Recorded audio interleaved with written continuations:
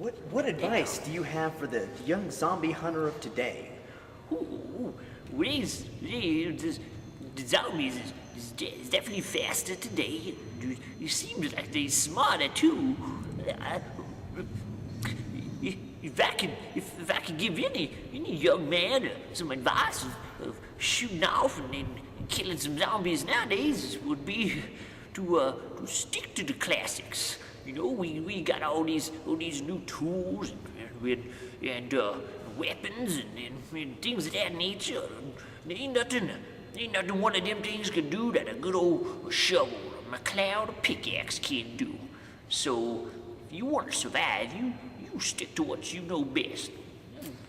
Thank you, sir. You've been a most powerful inspiration. Well, thank you. I wish you the best. Thank you, you too.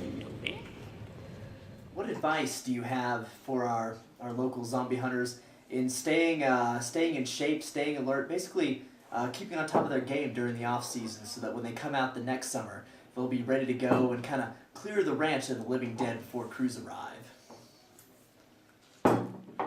Well, preparation ahead of time. Reading, lots of reading. Possibly strengthening the ability of the right arm. We had a ranger a few years ago named Thor who carried a full sledgehammer with him. I remember Thor well. I think it was a 15-pounder, and he was able to, it was a necessary part of his backpacking equipment. Good cardiovascular exercise, running skill, and endurance are extremely important when trying to survive an outbreak of the living dead. Sam DeFries, do you engage in running and other sorts of cardiovascular activities during the off-season? I do. I train for marathons. Train for marathons. As you can see, this is why he is a member of Zombie Killing Team Alpha. Trains for marathons, can outrun a zombie. So, please see your ranger trainer if you have any questions about how to better prepare yourself for a zombie epidemic and how to stay healthy enough to fight your way to freedom. We're here with a Philmont Suburban. Transportation is the key to effectively putting down any zombie epidemic. Whenever crews reanimate in the backcountry go looking for brains, we have to put it down quickly, right away. Sometimes these crews are as far as 30 miles away from base camp, making hiking out to meet them in battle rather ineffective. As a result, Philmont has supplied us with numerous vehicles that we can use at our discretion to travel both on the highway and through the backcountry to meet and destroy the opposition. Our head of research and development here can attest to the importance of having quick, reliable transportation. Take it away, Brett. See, the good part about these vehicles is they're enormous. Got a large engine, large V8. This one has a V10 actually. You take down zombies pretty quick. You notice it's got these cables on the front. You can pull it out anything. Pull any one out of anything. So the good part about these is the tires. You always got to have good tires when you're running down zombies. These may not be off-road bad boys, but they'll still work. It's probably a good 6-ply, 7-ply tire. If you saw in the vehicle we used earlier in the video, the one that we gracefully jumped out of, it had large backcountry tires. Very thick, easy for crushing bone and skulls of zombies. Now the best part about these bad boys is they're reinforced. We reinforce all the windows, glass, side glass, tops, everything. Everything's reinforced. We've got roll cages, everything that you could possibly want. Right here it says. Armored transportation is one of the most important facets of fighting zombies. Here at Philmont, we like to use this General Wagner Equipment Company CAT model, the 1524, which is extremely good. If you notice here, the enormous bulldozer front can take on 15 zombies at one time. After a 2-week training course at Philmont Scout Ranch, you'll be able to use armored transportation, such as this piece of equipment right here, my own personal model, to kill as many as 15 zombies at one time. Personally, I once took this thing up the O'Neill Road during the epidemic of 2005, and by the time I was done, we had to clean the front end of that thing off with a steam shovel. There we go. Sir, I understand you've worked here at Philmont for a little while. About 16 years. About 16 Yeah. years. Tell me, what are some of your most terrifying experiences with the living dead? Oh, the living dead around here in Philmont. I've been here 16 years as a chaplain. You know, you just can't keep a good dead person down.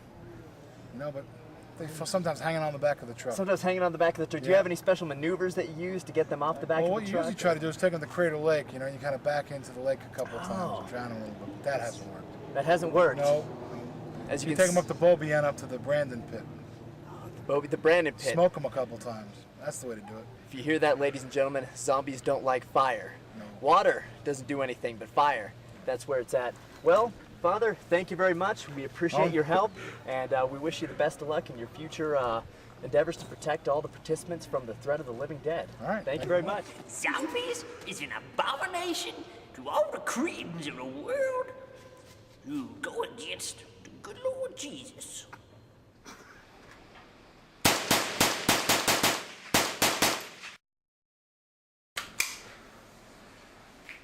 Hello.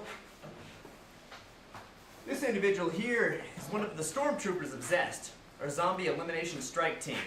The stormtroopers are the front-line members of our elite zombie killing squad. They use a semi-automatic rifle, such as this model here, to expend a numerous amount of rounds and stop multiple zombies at the same time. Whereas over here, we have an example of one of the elite sharpshooters of Zest. If you would care to demonstrate. Put on your ears.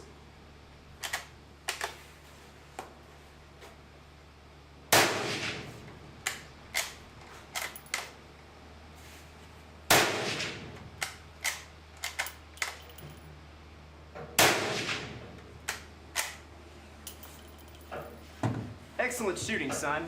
As you can see, even though he expels a fewer amount of rounds per minute, his shots are typically more accurate due to the nature of the gun. As you can see, it's considered a more accurate model than the model used by the stormtroopers. I'd like to thank you, gentlemen, for your excellent shooting. This is Owen Rust, Captain General of Zest.